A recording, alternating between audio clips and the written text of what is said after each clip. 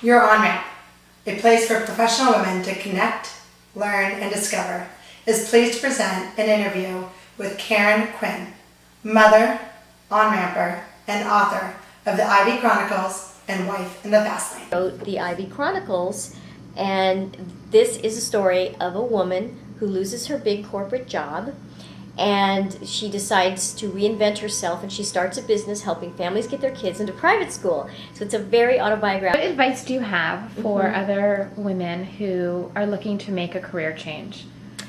Well, a couple of things I could say to women in that situation. One is, I would say, to go after your dream, because do something that you would love to do. Because if you love it, you'll be really good at it, and you can make money at almost anything. But to be doing something you really enjoy, it just makes work so much more fun. Like when I write, I don't feel like I'm working. I feel like I'm just having fun. And so if you can find a job like that, that's really fantastic. So I would say also to think big. Don't just belittle yourself and think that, I couldn't possibly write a novel, but if I could write a short story. I mean, when I sat down to write the Ivy Chronicles, I told my husband that I was going to write a best-selling novel, which was ridiculous. I mean, I'd never written anything before. I had no contacts in the publishing industry, and yet I thought I was going to write a best-selling novel, and that's what I was aiming for. And to me, that was aiming for something big. And in fact, it turned out to be a best-selling novel, and it's actually going to be turned into a movie. And I never even thought of a movie. So think big, because you never know. You might actually get pretty close or even better. So that's another thing. And I would say the fact, if you don't know what you're doing when you start a business or whatever you decide to transition to, that's okay, because you're very smart and you can figure it out. I didn't know how to run Smart City Kids when I created it. I didn't know how to be an educational consultant. I just did the research and figured it out. And it was the same thing with writing. I'd never written anything before, but I read a lot, and so I just used what I knew as a reader to write my book. And I tried to write a book that I thought I would enjoy reading. So you'll figure it out, Oh, and one more piece of advice can I give you? Okay, my last piece of advice is that when you are transitioning, tell as many people as you can what you want, what you're doing. And the reason for that is because you never know who is going to help you. In my case, after I wrote the Ivy Chronicles, I mentioned to my babysitter that I'd written this book. And my babysitter said to me that, she said, 15 years ago, I took care of a child who's played with a child whose mother was in publishing, and she offered to call her for me. Well, this person turned out to become my agent. So my babysitter got me my agent. And at one point I appeared on I was on 2020, but I was also on The View. And the way I got on The View, my hairdressers knew someone on The View. So that's why you have to tell everybody what you're doing, because you never know who's going to help you. So when there are women who are at home and they're taking care of their children, and they've off-ramped out of the corporate world or a career, do you have any ideas for networking? So many things that you might be able to do, and in different cities there are different kinds of groups that you might be able to join. I mean, there's mothers groups. I mean, there's certainly things you can do online, a lot of stuff online where you can connect with other women in similar situations. I mean, in my case, here I'm home alone, and one thing I really miss is the camaraderie that you have in the corporate environment. And one of the things I did is I took this class here in New York City called Mama Gina's School of Womanly Arts.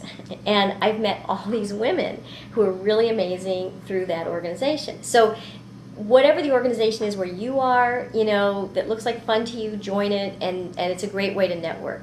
And you'll make contacts that'll help you when you want to go back to work. People who will know people who will know about jobs. So yeah, it's really important to just keep up with the networks. I agree with that. I know one of the challenges of being a mother is the juggling act. Right. Juggling, being able to do it all. How did you know when you were living in the fast lane? In my case, what happened was I was, working at American Express, and it was a long day job. I mean, 9 to 6, 7, every possible juggling act, and that's what happened. And so that story that I just told you ended up in the book, and lots of real stories ended up in the book. How did you teach yourself to start a business or to write a novel? I mean, did you sign up for a class, how to become a novelist? Well, I didn't. And in fact, in both cases, I taught myself. After I sold my first novel, then I went out and bought all these books about how to write a novel, because I thought, now I'm going to be a professional. I need to know how to do this. But when I did it, I was just kind of going from my gut instinct, which will probably serve you very, very well. And it was the same thing with starting the business. I just thought about, well, if I was going to go to someone who would be an advisor to me to get my children into school, what do I want this person to be able to do? And I would, I wrote it all down, and I said, okay, now I have to figure out how to do all of those things. And I just did research, I talked to so many parents to find out, what happens at the different schools and the interviews. I visited all the schools. I talked to psychologists. I figured out what happens in the testing. I mean, it was all research.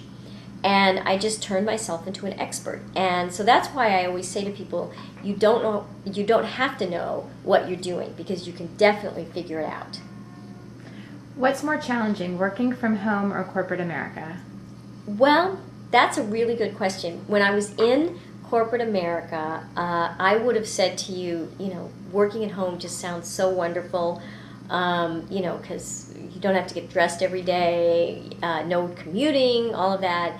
And it is wonderful. I mean, there's so many great things about working at home. In fact, that's one of the best parts. But what I will say about having your own business, or being a consultant, or writing books, whatever, you don't get a paycheck every week. And that's tough. I mean, when I was at American Express, and that's when I had really small children, I had a job there that I think I could do it in my sleep. I had done it for years. And it wasn't all that challenging, and I was kind of tired of it. And I would have liked to leave, but on the other hand, having a non-challenging job at that point in my life was not a bad thing, because it allowed me to go home every day at 5 o'clock, and be with my kids. And, I wasn't running to the office for emergencies. I wasn't working weekends. So it kept me in the workforce, maybe not in the most challenging job in the world, but it kept me in the workforce, and my salary kept going up, and I had a regular paycheck, and I could be with my kids. So sometimes that's not a bad gig to be in the corporate world when you've got small kids, if you've got a situation like that. And so that is what I took advantage of until they downsized me. And then I was forced to say, okay, now what? Do you have any last anecdote or something you want to share for women out there that are thinking of on-ramping into a new situation? Well, what I would say to them is, if you are thinking about starting a business or doing something that you really have always thought you wanted to do, I do encourage you, and I tell you, you don't have to know what you're doing. And in fact, when you first start a business, one of the things that I did was I called it faking my way to success. When I remember my first customer with Smart City Kids, and I went to her house and I talked to her about all the things that I was going to be able to do for her in helping her get her kids into school. Now in reality, I'm thinking, I don't know if I can do all those things. I hope I can do all those things. But I totally acted like I could, and she believed me. And when she opened up her checkbook to write me a check, I was like, inside I was going, oh my God, I can't believe it. But she trusted me because I seemed like I knew what I was doing. And in fact, we got our kid into a wonderful school, so it all worked out. But I was really faking at the beginning, and that's okay. You're going to have to do that because you're not going to know what you're doing, and that's fine. And it's actually kind of exciting to not know what you're doing and doing something new. So I really do encourage it, and I encourage people not to be afraid of it.